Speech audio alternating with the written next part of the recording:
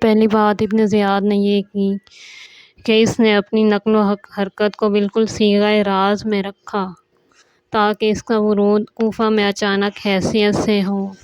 اور پھر جب کوفہ نزدیک رہ گیا تو اس نے اپنی وضع میں تغیر پیدا کر کے ایک سیاہ عمامہ سر پر باندھا، اور چہرے پر اسی طریقے سے جو عرب قوم کے بہادروں کا جنگ وغیرہ کے موقعوں پر دستور تھا، اور ایک ٹھاٹھا باندھ لیا جس کی بنا پر شناخت ناممکن ہو گئی۔ ایک مرتبہ شہر پناہ کوفہ کے اندر یہ نقشہ نظر آیا کہ آگے آگے عربی گھوڑے پر سوار ایک رئیس قوم پورے وقار و تمکنت کے ساتھ سیاہ عمامہ سر پر باندھے، جو اشراف عرب کا امتیازی نشان تھا، اور اس کے پیچھے ایک شاندار قافلہ زین و لجام ساز و سامان سے آراستہ آ رہا ہے۔ اس حشم کو دیکھ کر ان توقعات کی بنا پر جو پہلے سے قائم تھے وہی ہونا چاہیے تھا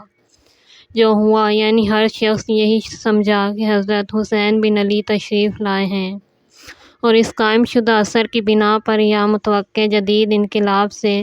نفع دنیوی حاصل کرنے کی تمنا میں جس جماعت کی طرف سے عبید اللہ کا گزر ہوتا، وہ بنظر تعظیم کھڑے ہو کر آداب بجا لاتی، خوش آمدید کے معنی میں یہ الفاظ زبان پر جاری کرتی: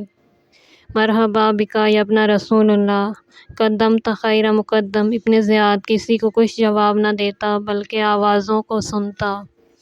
چہروں کو بغور دیکھتا، شکل و شمائل کو پہچانتا چلا جا رہا تھا، یہاں تک کہ مجمع زیادہ ہو گیا اور لوگ اشتیاق سے گھروں سے نکل آئے، اور ہر شخص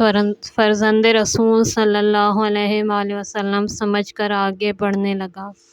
اور نوبت یہ پہنچی کہ راہ چلنے میں رکاوٹ پیدا ہونے لگی۔ اس وقت مسلم بن عمرو باہلی نے جو ابن زیاد کے ساتھ تھا پکار کر کہا: راستہ چھوڑ جو، یہ امیر عبید اللہ ابن زیاد ہیں۔ نامعلوم ان الفاظ میں کون سا اثر تھا کہ بڑھتے ہوئے قدم اور اٹھتے ہوئے ہاتھ اور مسرت آمیز ترانے سب موقوف ہو گئے، ایک سناٹا جو چھا گیا اور سارا مجمع تتر بتر ہو گیا، یہاں تک کہ جب ابن زیاد دارالامارہ میں پہنچا تو 10 آدمیوں سے زیادہ اس کے ساتھ نہ تھے۔ اس موقع پر اہل کوفہ کے فطری رجحانات پر غور کرنے کے بعد ان کے باطنی اضطراب کا اندازہ کرنا دشوار نہیں، اس لیے کہ حالات کا غیر متوقع صورت سے ظہور پذیر ہونا بجائے خود سنسنی پیدا کر دیتا ہے، یہ جائے کہ صورتحال یہ ہو کہ ان میں سے ہر ایک نے اپنے خلاف خود جاسوسی کے کام کو انجام دیا، یعنی اپنے باطنی خیالات اور حسین ابن علی کے ساتھ خلوص عقیدت کی خود ابن زیاد کے سامنے ترجمانی کر دی، اور ابن زیاد نے ایک ایک چہرہ اور آواز پہچان لیا۔ پھر ابن زیاد وہی تھا جس کی اور جس کے باپ کی تلوار کے نیچے 20 برس تک اس تمام خلقت کی گردنیں اس طرح خم ہو رہی تھیں کہ جس کو چاہا گرفتار کیا، سولی پر لٹکایا، جلاد کے ہاتھ سے سر کو قلم کرا دیا، اور ایسے ہیبت مناظر ان ہی ہاتھوں سے آنکھوں کے سامنے آ چکے ہیں جن کو سوچ کر اب تک رونگٹے کھڑے ہو جاتے اور دل دہل جاتے ہوں گے، اور اب وہی صورتیں اپنے اور اپنی اولاد و عزیز و اقارب کے لیے پیش نظر ہیں۔ یہ وجوہ ایسے نہ تھے کہ جن کی بنا پر دل و دماغ معطل، طاقتیں مضمحل اور ہمتیں پست ہو جاتیں، اور ان پر عظیم خوف و ہراس کا غلبہ ہو جاتا، خصوصاً جب کہ زیادہ تر عوام کی تعداد تھی جو واقعات و حالات کو سمجھے بغیر ہر نئی آواز پر لبیک کہنے کے شوق میں شریک ہو گئے تھے۔ ابن زیاد نے مسجد جامع میں ایک تحدیدی تقریر کے ساتھ اپنی حکومت کا اعلان کرنے کے بعد قصر میں جا کر قیام کیا، اور نعمان بن بشیر نے فوراً قصر کا تخلیہ کر کے کوفہ سے اپنے وطن شام کی طرف روانگی اختیار کی۔ ابن زیاد نے اس کے بعد تمام محلات کوفہ کے ذمہ دار اشخاص کو جن سے کا منصب تعلق رکھتا تھا بلا کر یہ فرمان جاری کیا: جلد سے جلد ہر محلے کی مردم شماری اور جو لوگ نووارد ہیں ان کی فہرست، اور جن لوگوں سے حکومت شام کو خطرہ ہے ان کے نام ادارہ حکومت محلیہ میں پیش کر دیے جائیں، اور اگر وہ کسی وجہ سے ان فہرستوں کے تفصیل وار ترتیب دینے سے معذور ہوں تو ضمانت داخل کریں کہ ان کے محلے میں کوئی متنفس بھی حاکم شام کی مخالفت پر آمادہ نہ ہوگا، اور اس کے خلاف ظاہر ہوا تو اس مختار محلہ کو فوراً اس کے گھر کے دروازے پر سولی دی جائے گی اور اس کے خاندان سے ہمیشہ کے لیے اس منصب کو علیحدہ کر لیا جائے گا۔ یہ مضبوط تدبیر ایسی نہ تھی جس کی کامیابی مشتبہ ہو۔ کوفے کا چپا چپا مخبرین کی کثرت سے غیر محفوظ نظر آنے لگا۔ اب ہر شخص خاص اپنے محلے میں ایک گھر سے دوسرے گھر پر جاتے ڈرتا تھا، اور اس طرح 10-5 آدمیوں کا بھی ایک جگہ جمع ہو کر کسی امر پر گفتگو کرنا اور کوئی قرارداد استوار کرنا ناممکن ہو گیا۔ پہلا موقع وہ ہو سکتا تھا کہ جب مسلم بن عقیل کو جان کا اندیشہ اور مقصد کی پامالی کا احساس ہو جاتا۔ اب آپ کا صرف ایک فرض رہ گیا تھا کہ آپ حفاظت خود اختیاری کے فریضے کے ماتحت جہاں تک ممکن ہو اپنے تحفظ کے لیے احتیاطی تدابیر عمل میں لائیں۔ اس لیے آپ کو مختار بن ابی عبیدہ کا مکان جس میں آپ اب تک مقیم تھے غیر محفوظ معلوم ہوا، اس لیے کہ آپ کا قیام وہاں مشتہر ہو چکا تھا، اور پھر اگر کوئی آتا تو وہاں آپ کی حمایت کرنے والا بھی کوئی نہ ہوتا۔ مختار بن ابی عبیدہ شریف قوم سہی لیکن صرف ایک زمیندار کی حیثیت رکھتے تھے، وہ کسی بڑے قبیلے کے سردار نہ تھے، اس کے علاوہ اس خاص موقع پر وہ کوفہ میں موجود بھی نہ تھے، لہٰذا مسلم نے اپنے لیے اس سے بہتر کوئی صورت نہ دیکھی کہ آپ تاریکی شب میں ہانی بن عروہ کے گھر میں منتقل ہو جائیں۔ یہ قبیلہ مراد و مزہج کے سردار تھے، اور جب نکلتے تھے تو 12,000 آہن پوش سوار ان کے ہم رکاب ہوتے تھے۔ مسلم نے ہانی کے گھر میں پناہ لے کر ظاہری اسباب کی بنا پر اپنے کو 12,000 شمشیر زن بہادروں کے حلقے میں پہنچا دیا،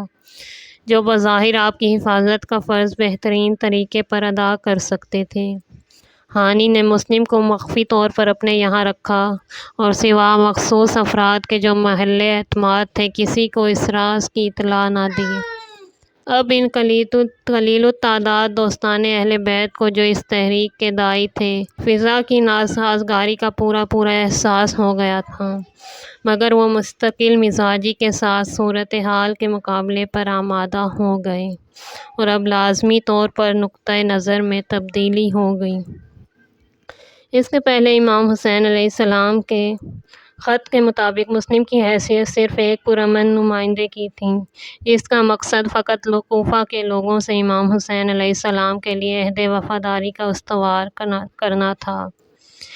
چنانچہ اس سے پہلے ہرگز یہ پتہ نہیں چلتا کہ کوئی اسلحہ کی فراہمی کی کوشش ہو رہی ہو یا جنگ کی تیاری ہو۔ اب نوعیت یہ ہے کہ یہ یقینی ہے کہ عنقریب مسلم کے خلاف حکومت کی طرف سے جارحانہ اقدام ہوگا، اور اب اس جماعت کو جو مسلم کے بلانے کی ذمہ دار ہے اس کے مقابلے کے لیے تیار رہنا چاہیے۔ اس سے یہ نتیجہ نکلتا ہے اب یہ جو کچھ ہو رہا ہے وہ اس ہدایت نامے کے حدود سے آگے جو مسلم کو امام حسین علیہ السلام کی جانب سے دیا گیا تھا۔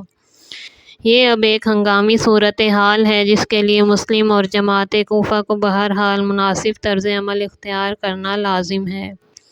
چنانچہ مسلم ابن اسجہ نے حضرت مسلم کی طرف سے اب لوگوں سے حفاظت و نصرت کا وعدہ لینا شروع کیا، اور ابو ثمامہ ساعدی فراہمی سرمایہ اور جمع آوری اسلحہ کے ذمہ دار ہوئے۔ ابن زیاد کو جب جناب مسلم کی جائے قیام کا پتہ لگانے کی بڑی فکر تھی، اس نے مسلم کی سراغ رسانی کے لیے اپنے شامی غلام موکل کو 3,000 درہم دے کر مقرر کیا کہ وہ خفیہ طریقے پر کسی نہ کسی طرح مسلم کا پتہ چلائے۔ موکل اس فکر میں مسجد جامع میں آیا۔ اتفاق سے اس وقت مسلم بن اسجہ ایک رکن مسجد کے پاس نماز میں مصروف تھے۔ وہ دیر تک ان کو دیکھتا رہا اور اس نے اپنے دل میں کہا، یہ شیعہ لوگ نمازیں بکثرت پڑھتے ہیں، اس لیے ہو نہ ہو یہ انہی میں سے ہوں گے،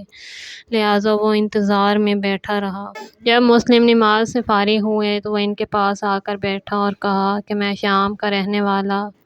ذوالکلاہ کا غلام خدا کے فضل سے اہل بیت رسول صلی اللہ علیہ وآلہ وسلم کا دوست ہوں۔ مجھے معلوم ہوا ہے کہ اس خاندان میں سے کوئی بزرگ آج کل کوفے میں آئے ہوئے ہیں اور لوگوں سے رسول خدا کے نواسے کی بیعت لے رہے ہیں،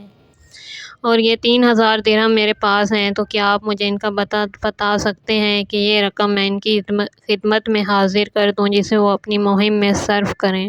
کہ آخر مسجد میں دوسرے لوگ بھی ہیں، تم میرے ہی پاس اس کو دریافت کرنے کو کیوں آئے ہو؟ اس نے کہا کہ سبب یہ ہے کہ میں نے آپ میں نیکوکاری اور پرہیزگاری کے آثار دیکھے تو یقین ہوا کہ آپ ضرور دوستان اہل بیت رسول صلی اللہ علیہ وآلہ وسلم میں سے ہیں۔ جناب مسلم اس کے فریب میں آ گئے اور کہا، تم نے خوب پہچانا، میں تمہارے ہی بھائیوں میں سے ہوں۔ میرا نام مسلم بن اوسجہ ہے، مجھے تمہاری ملاقات سے بہت خوشی ہوئی اور اس بات سے اور زیادہ مسرت حاصل ہوئی کہ تم اپنی خواہش میں کامیاب ہوئے اور تمہارے ذریعے سے اہل بیت رسول کو کچھ تقویت پہنچے گی۔ بے شک یہ اندیشہ ہوتا ہے کہ کہیں ظالم ابن زیاد کو بھی اس کی اطلاع نہ ہو جائے، لہٰذا تم مجھ سے عہد کرو کہ کسی سے اس کا اظہار نہ کرو گے۔ چنانچہ کافی اطمینان اور عہدہ پیمان اور رازداری کے وعدوں کے ساتھ مسلم بن اوسجہ نے اقرار کیا کہ میں کل تمہیں جناب مسلم بن عقیل کی خدمت میں لے چلوں گا۔ وہ کل دوسرے دن جب جناب مسلم بن اوسجہ کے مکان پر آیا اور اسے حضرت مسلم بن عقیل کے پاس لے گئے، آپ کی بیعت کی اور 3,000 درہم جو لایا تھا آپ کی خدمت میں پیش کیے۔ اس کے بعد موکل کی یہ صورت تھی، وہ دن بھر جناب مسلم کے پاس رہتا اور تمام حالات معلوم کرتا، رات کو ہر بات کی اطلاع ابن زیاد کو پہنچا دیتا تھا۔ ہانی کے ابن زیاد سے بہت قدیم تعلقات تھے، مگر صرف اس اندیشے پر کہیں ابن زیاد کو مسلم کے میرے یہاں قیام کی کچھ بھنک نہ مل گئی ہو۔ وہ آج کل ابن زیاد کی ملاقات کو جانے سے پرہیز کرتے تھے اور بیماری کے عذر کے ساتھ خانہ نشین ہو گئے تھے۔ ابن زیاد کو یہ فکر ہوئی کہ کسی طرح ہانی کو بلانا چاہیے، چنانچہ اس نے ہانی بن عروہ کے پاس ملاقات کا پیغام بھیجا۔ اس وقت کسی وقتی خطرے کا احساس نہیں ہوا اور اسی کا نتیجہ ہے کہ ابن زیاد کے دعوتی پیغام پر انہوں نے اپنے 12,000 جوانوں میں سے کسی ایک کو بھی واقعے سے اطلاع دینے کی ضرورت محسوس نہیں کی، بلکہ خود تنہا ابن زیاد کے پاس چلے گئے۔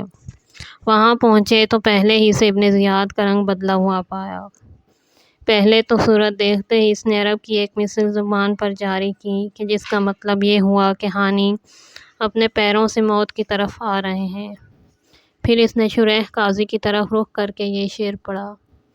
یعنی میں تو اس کی زندگی چاہتا ہوں اور وہ میری جان لینے کے در پہ ہے، یہ سمجھے اس قبیلہ مراد والے تمہارے دوست سے۔ اس سے ہانی سمجھ گئے کہ بظاہر راز افشا ہو چکا ہے، مگر انہوں نے کہا، کیوں، کیا معاملہ ہے؟ اس نے بڑے غصے، کتنے غضب کی بات ہے کہ تم نے اپنے گھر کو خلیفہ وقت اور تمام مسلمانوں کے خلاف سازشوں کا اڈا بنایا ہے۔ تم نے مسلم بن عقیل کو بلا کر اپنے گھر میں رکھا اور ان کے لیے اسلحہ جمع کر رہے ہو، اپنے گرد و پیش کے گھروں میں ان کی مدد کے لیے آدمی جمع کر رہے ہو اور یہ سمجھتے ہو کہ یہ سب باتیں مجھ سے چھپی رہیں گی۔ اس نے پہلے ان باتوں کی صحت سے انکار کیا، مگر جب اس نے موکل کو بلا کر سامنے کھڑا کر دیا اور ہانی کو معلوم ہوا یہ شخص جاسوس ہے، تو اب ان کے پاس کوئی جواب نہ تھا۔ تھوڑی دیر کے لیے وہ مدہوش سے ہو گئے، پھر انہوں نے اپنے ہوش و حواس کو جمع کر کے کہا، مجھ سے اصل حقیقت سنیے، باور کیجیے، بخدا ایک لفظ بھی غلط نہ کہوں گا۔ واقعہ یہ ہے کہ میں نے مسلم کو نہ خود بلایا اور نہ مجھے ان کی تحریک کے متعلق کوئی علم تھا، مگر وہ خود میرے پاس آ گئے اور میرے مکان پر قیام کے خواہش مند ہوئے۔ اب مجھے شرم دامن گیر ہوئی اور انکار نہ بن پڑا۔ اس طرح میں نے انہیں مہمان کر لیا اور پناہ دے دی، تاہم میں آپ سے یہ عہد کرتا ہوں کہ میں آپ کے خلاف کوئی جارحانہ اقدام نہیں کروں گا اور ابھی آ کر اپنے آپ کو آپ کے حوالے کر دوں گا، مگر اتنی اجازت دے دیجیے کہ میں جا کر مسلم سے کہہ دوں کہ میرے گھر سے نکل کر جہاں چاہیں چلے جائیں، تاکہ ان کے پناہ دینے کی ذمہ داری سے سبکدوش ہو جاؤں، پھر مجھے ان سے کوئی مطلب نہ رہے گا۔ ابن زیاد نے کہا، نہیں، جب تک انہیں خود میرے پاس حاضر نہ کرو تم نہیں جا سکتے۔ ہانی نے کہا یہ نہیں ہو سکتا کہ میں اپنے مہمان کو بلا کر آپ کے سپرد کر دوں کہ آپ اسے قتل کر دیں۔ اتنی بڑھی کہ ابن زیاد نے کہا تمہیں انہیں لانا ہوگا، نہیں تو میں تمہارا سر قلم کرا دوں گا۔ ہانی نے کہا ایسا ہوا تو آپ کے مکان کے گرد بجلیاں کوندتی ہوں گی، ان کا خیال تھا ان کا قبیلہ ان کی مدد کرے گا۔ یہ سننا تھا کہ ابن زیاد کو زیادہ غصہ آیا اور کہا اچھا تم بجلیوں سے مجھے ڈراتے ہو، لاؤ اسے میرے قریب لاؤ۔ سپاہی دوڑ پڑے، ہانی کو ظالم ابن زیاد کے قریب لائے۔ نتیجہ یہ تھا کہ بوڑھے لیکن بات کے پکے ہانی کا سرد چہرہ چھڑی کی ضرب سے خون میں رنگین ہو گیا۔ ہانی بالکل نہتے تھے، انہوں نے ایک سپاہی کی تلوار پر جو ان کے پاس کھڑا تھا ہاتھ ڈالا کہ ان سے چھین لی۔ ابن زیاد نے کہا اچھا اب تم خارجی قرار پا گئے، تمہارا خون ہمارے لیے حلال ہے۔ جلال بے دردی سے انہیں کھینچ کر لے گئے اور قید خانے میں ڈال دیا۔